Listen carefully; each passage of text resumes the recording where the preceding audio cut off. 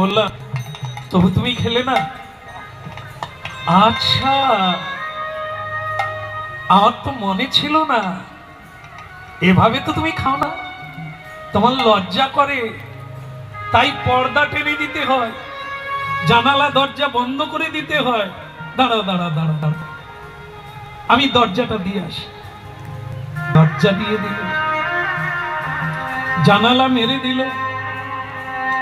এইবার বলছেন গোপীনাথ নাড়ু খা, গোপীনাথ নাড়ু খা। কে বলে তুমি একা আর আমি একা, গোপীনাথ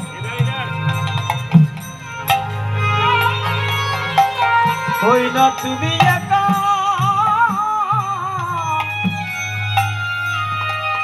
আমি একা।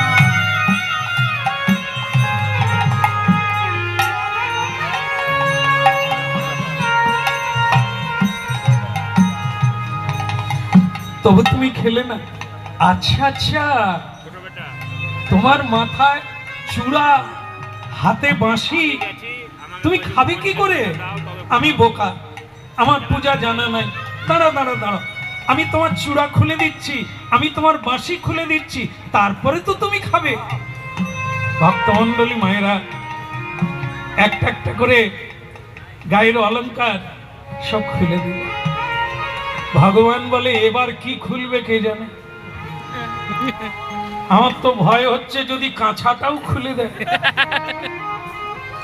একে তো বলা যায় না, এ তো বাচ্চা ছেলে, এ তো বোঝে না, এ কি করবে কে জানে। কিন্তু আর সে ওদিকটা এগোলো না, চূড়াবাসী খুলে দিয়ে তার আবেদন হলো বাচ্চার মতো, তবু তুমি খেলে না।